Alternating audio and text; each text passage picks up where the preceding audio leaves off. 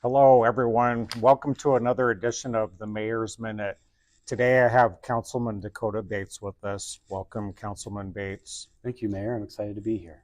Yes, and the reason why we're here today is you posted a video, Councilman Bates, and I was intrigued by that. And you were talking about a subject that's kind of near and dear to me that I've always kind of had the same feelings. You were talking about attitudes and negative attitudes, and with that, do you think there's a culture of negativity in Pocatello? I do. It can be hard to admit that, but I feel like, especially since I've been on city council, I've definitely been aware that it seems like we really struggle in Pocatello sometimes to celebrate things, to look for the good. What do you think we need to do to change that culture and kind of turn the corner to not be so negative? Yeah, I mean, it's a big question, and I don't think I have a silver bullet answer for it. But as I've thought about it, I kind of came up with three things that I notice are a good antidote to negativity. Number one, it really affects me and you as leaders in the city. I think we have to be very honest, especially when there's things that deserve criticism. It doesn't do any good to paper over mistakes or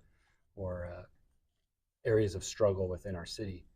And we have to keep trying. We can't give up. I see that sometimes. Yeah, I see that sometimes leaders in the city or leaders of organizations that are public facing don't always want to try something new because they're worried about how it will be received. And that's not good for us either. We got to be able to be proactive and try different things. Sometimes we're negative about things that just don't always really need to be negative about. Just kind of being negative just to be negative about anything. Yeah, at the time, something that really kind of highlighted it for me was when I did the video was around the time Raisin Cane's had opened in Chubbuck.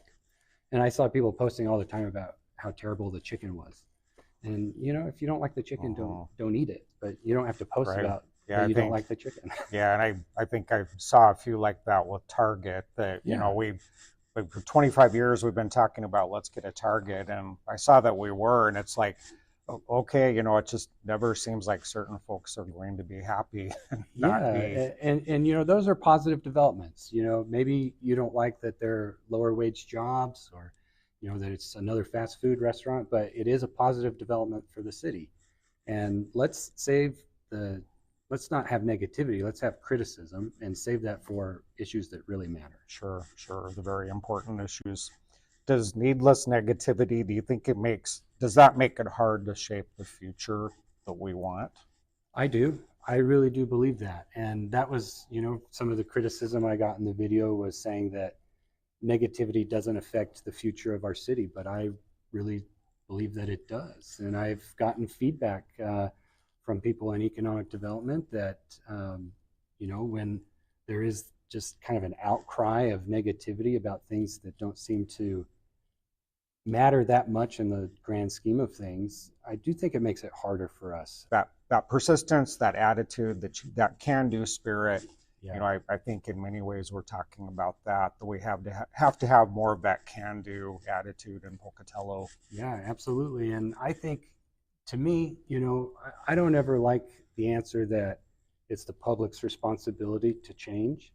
I really think we have an opportunity as mayor and council and as elected officials in Pocatello to lead out on issues.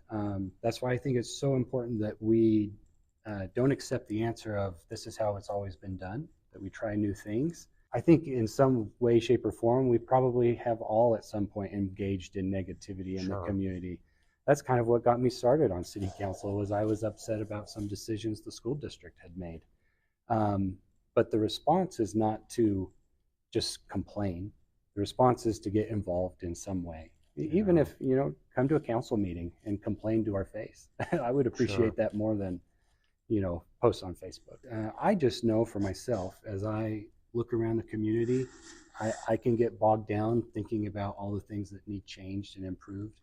But when I remember what a wonderful place we live in and all the things that we have to be grateful for, it changes my mindset. Yeah, and Pocatello really is a great city. I just feel so lucky to live here. What challenges or parting thoughts do you have for members of the community that break that cycle of negativity? Um, One, I think more than anything, I know that we have very committed uh, elected officials.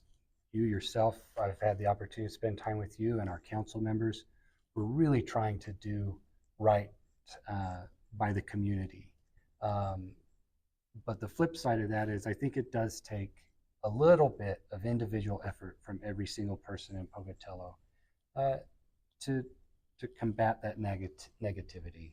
And I think being grateful for what we have and recognizing those things and using that gratitude as a driver to be more involved in our civic process, I think that's going to do wonders.